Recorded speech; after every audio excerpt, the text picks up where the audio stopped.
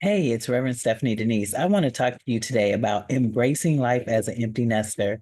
And this is really exciting because this is a journey and it's a really a big journey and it's a journey of rediscovery. So as we talk today here, I'm going to list some points about this journey of rediscovery. I'm also going to share some books that are great reading, and I'm going to share some practical points that you can put in real-time action right now today. Excuse me. I am fighting a little bit of a cold, but I still wanted to come to you and share this important information. So again, this is Reverend Stephanie Denise. And for those of you who don't know me, I am a retired pastor, retired school teacher. Also, I am an empty nester, recently divorced, recently lost a parent. And so if you're a person who's dealing with empty nest syndrome, if you're a person who's dealing with the loss of a spouse or the loss of a parent or parents, or trying to navigate being a parent to an adult child and reinvent yourself in this new season, then come along with us on this journey. All right. So this is embracing the empty nest, a journey of rediscovery, right? As I sit here in my living room, I can feel the breeze, and we've just come through a heat wave and now it's really cooled off a bit. But it's really interesting. As I sit here, I can remember what it was like to have children running around and the energy of kids, and it's a very different season, right? And so now the house is quiet. I find myself in this new chapter of life. Some people refer to it as empty nest, right? So this transition is cool, but it's bittersweet at the same time, right? It's an opportunity for me to grow. It's an opportunity for you to grow. It's an opportunity for you to reflect on what came before.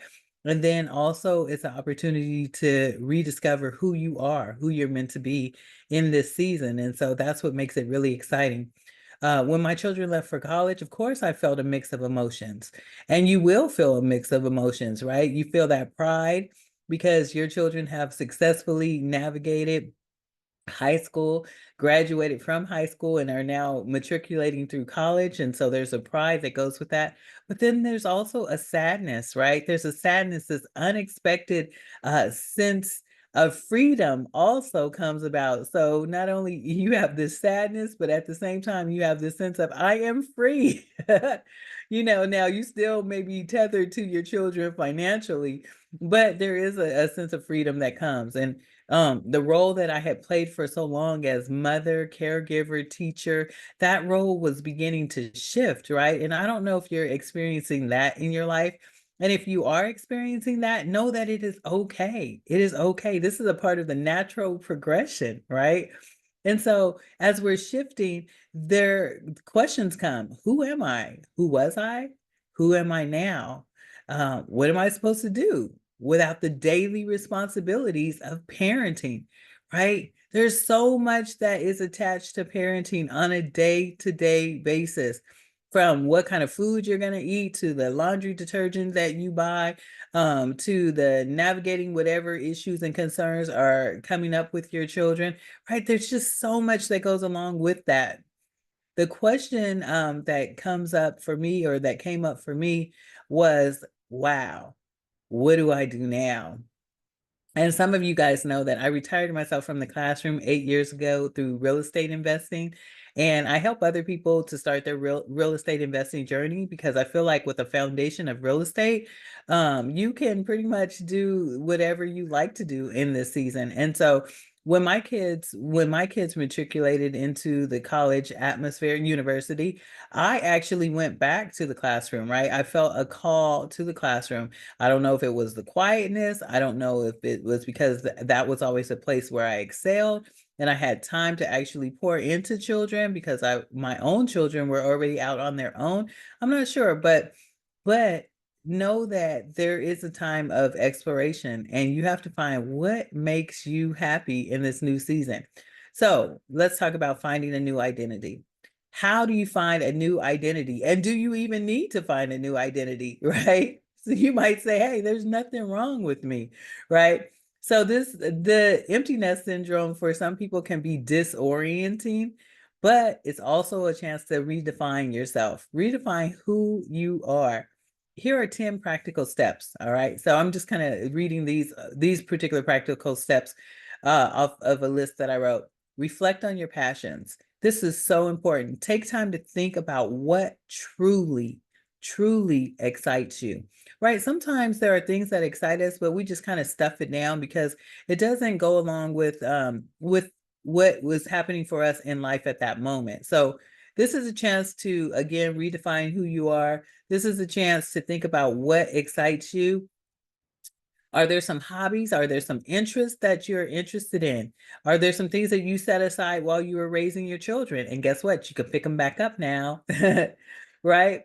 So revisit those passions, explore some new ones, right? Number two, reconnect with yourself. Let me say that again. Reconnect with yourself. It is so important that you reconnect with yourself. And what do I mean that take time to think about what truly excites you, right? I already talked about that, but also spend time. Spend time alone. It's okay. You can spend time alone. Spend time alone, journaling your thoughts and your feelings. Did you guys see that little twitch? I am dealing with allergies. And my nose is itching.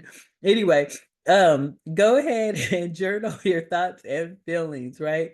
This is a perfect opportunity to reconnect with your inner self and really understand what your desires and your dreams are.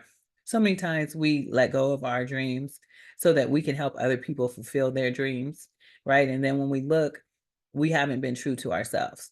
Number three, set new goals, right? Set new goals. It's okay. Just setting goals for your family, that was okay. That was good for that time. But now you need to set some personal goals for yourself, whether it's traveling, learning a new skill, volunteering, having goals provides a new direction and a new purpose. And that's what you want to do. You want to walk in your purpose. I always say that when we walk by faith, we find our purpose, and then abundance follows. Abundance follows. Okay. So, number four, cultivate new relationships. This one is very important. For people who know me, I am very much an introvert, very much an introvert. I could be, well, two things. I'm an introvert and I'm an only child, right? So, introvert and only child. I love people. And when I'm out and about around people, I'm just fine. You know, I get along extremely well with people. However, when I'm home, I love being at home. I love being at home. I love reading. I love painting. All of these things just are like a warm hug, right, for me. And so this is the time to cultivate new relationships. And if that means going outside of your comfort zone, so be it. Seek out friendships with people who have the same interests as you in this season.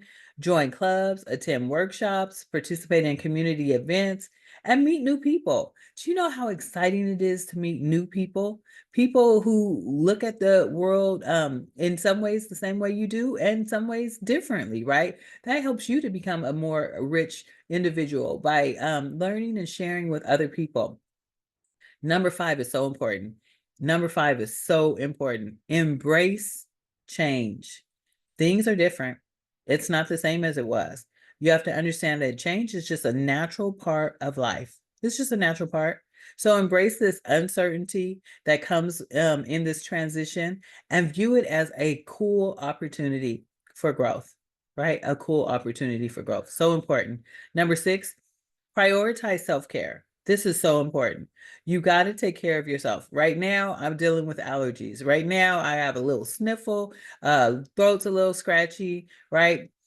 Taking allergy medicine, I am not a medicine taker. Let me say, I was going to say I hate taking medicine, but it's true. I am not one to take medicine at all. I feel like, you know, we can heal things naturally and that our body is a healer. But definitely take care of yourself. Prioritize self-care, physical, emotional, spiritual well-being. So important. If your mind is right, woo, then everything else is right. Right? So get your mind right, get your heart right, get your soul right. This is the season for that. Nourish your body with healthy food because that's going to support you on this new journey. Number seven, explore your spirituality. Explore your spirituality. This is so important. Think about, what is your current spiritual practice? Do you pray? Do you meditate? Do you do both? Do you read spiritual texts?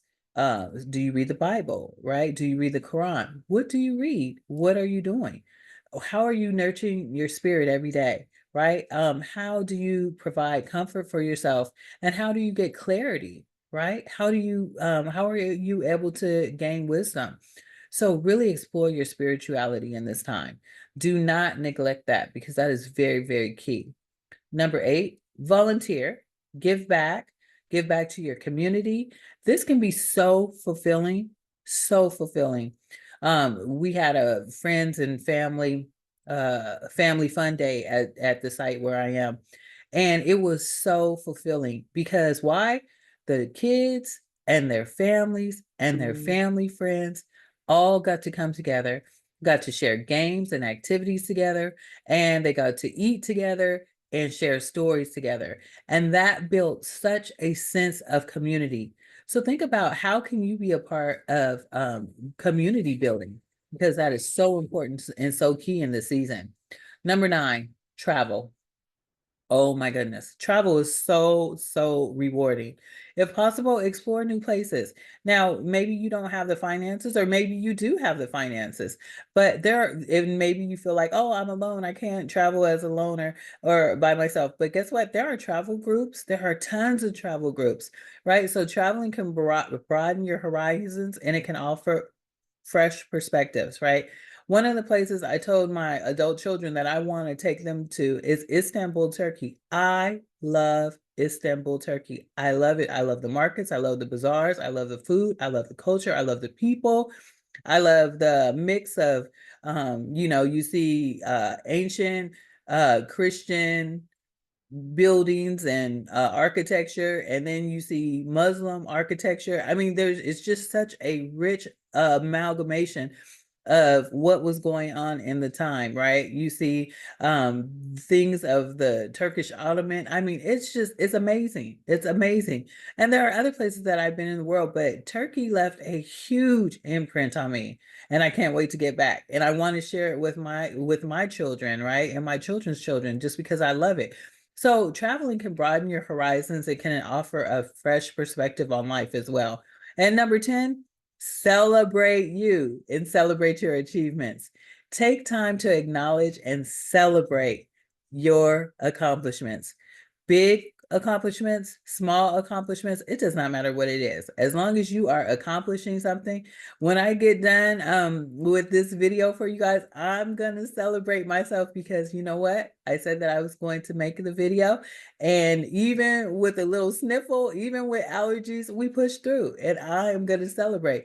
So when you celebrate yourself, this fosters gratitude, and it encourages a positive mindset for you. All right. And let me give you the reading list before we close out. Reading list for rediscovery or reinvention of yourself is so important. As you embark on this journey, I want you to take a moment, consider exploring the works of some of these multicultural authors. They delve into the themes of identity, purpose, right? These things are so important for us: identity, purpose, life transitions. So here's a list that might inspire you. The first book in this list is The Girls, the Gifts, The Gifts of Imperfection. This is by Brene Brown. And this is a simple guide to embracing vulnerability and finding courage in authenticity. If you've seen any of my other videos, I really talk and speak to being authentic. I think that when you're able to be authentic in this season, that you find a richness, and you are able to be so, so much more successful in reinventing yourself and navigating the journey. So authenticity is a big part of this season, right? You spent a lot of years being somebody, maybe someone's wife, maybe someone's mom. Maybe you had a certain title at your job, or there were expectations that are placed on you, or your role as a daughter or a friend came along with a lot of challenges. But in this new season, be your authentic self, and you will be able to find a joy, an unspeakable joy, right? Number 2 is The Untamed. This one is by Glennon Doyle, Doyle. This is a powerful memoir about breaking free from societal expectations and embracing one's true self. This book is powerful, right? Because for so many reasons, too many to even name, we often don't walk in our true, authentic self. Number three, The Art of Gathering. This one is by Priya Parker. It's an exploration of how to make meaningful connections and gatherings. And this is good, especially if you find yourself, if you're an introvert like I am, this is a really good one because guess what? When you bring people together, when you bring community together, you find such a richness. You find a richness, if you're able to open up your home and host a dinner party, oh my God, the richness that comes out of that, even with me being an introvert, that's one thing that I do love to do is to bring people together. And in bringing people together, you will find that the people you bring together will connect with one another, and then their relationships will grow and be rich as well. And so that's a beautiful one, The Art of Gathering. Another one is The Book of Awakening. This is Mark Nepo, and this is just a guide to living a more fulfilling, mindful life, and also a reflective life, right? Number five, Big Magic, Creative Living Beyond Fear. This one, Big Magic, Creative Living Beyond Fear, is by Elizabeth Gilbert. And the thing about this particular book, it's an exploration of creativity and the importance of embracing curiosity. Never stop being curious. Never stop learning. Be curious. And that's how you learn. And that's how you find new experiences. Number six, How to Be an Adult in Relationships. This is by David Rico. How to Be an Adult. Imagine a book that tells us how to be an adult, right? Many of us are 50 plus, but guess what? This is a guide to developing healthy relationships, not only with yourself, but also with other people. Could you benefit from a book like that? Number seven, Daring Greatly. Again, another book by Brene Brown. This one is a call to embrace vulnerability and courage in all aspects of your life, every area, right? And I'm going to leave you with maybe two more. Number eight, Becoming, right? This is the book that's by Michelle Obama, right? Former First Lady. It's an inspiring memoir that chronicles the First Lady's journey of self-discovery and also empowerment. We all need to be empowered in this season, definitely. And The Color of Water, James McBride. This memoir explores identity, race, and the journey of self-acceptance. We hear that theme over and over again, self-acceptance. Things are different. You're different, and it's okay. And you have to embrace life at this new stage and have self-acceptance for yourself. All right. So I'm so excited. I'm so excited about your future. I'm so excited about what is on the way for you in this new horizon. These are the steps, these are readings. Take these words and know that if they're not enough for you, it's okay to connect also with support groups for empty nesters. There's many communities that offer workshops in this time, offer classes, social events, things that are designed for people who are in this transition, right? There are websites, there's meetup.com. There are so many different types of groups in your area. There's platforms, of course, like Facebook that often have pages even dedicated for the empty nesters to share their experiences. I would just caution you when you're sharing those experiences, try to put a positive spin on it. Don't just share about the not so good parts, right? Because it's not a me too sad situation. It's a hey, me too. We get to create something new in this season, right? I was talking to a lady the other day. She does van life. So she has a van. She's an artist. She's 80 years young and she lives in a van. And some people would say, "Oh, that's so sad." She lives in it by choice. She has resources, but she loves the freedom. And because she's on the road and meeting new people all the time, her being on the road is helping her to stay sharp and helping her to really, really keep things in perspective and create community along the way. And so, and she's doing that at 80 years young. So all I'm saying is, you never know. And she sold a home that was like a 4-bedroom, 3-bath home because that's not what she wanted to do anymore. And it didn't serve its purpose anymore. So whatever your journey is, know that it being an empty nester is not the end, not at all. It's a beginning. It's a new chapter. It's a chance to embrace the life that is renewed and full of passion for you, right? Each day is an opportunity. So discover who you are beyond your role of parent, beyond your role of wife, beyond your role of husband, beyond your role of daughter. Discover who you are. Embrace this time. Embrace this time. This is your time to shine and your time to redefine and reinvent who you are. Thank you for listening. If you want more information, you can always send me a message at my website, Rev Stephanie Denise 71 at Gmail, or you can drop me a line at www.revstephaniedenise.com. And for more videos, you can check out our new YouTube channel at Reverend Stephanie Denise. Thank you so much for taking the time to listen. And I hope that I can be with you on this journey as you reinvent yourself.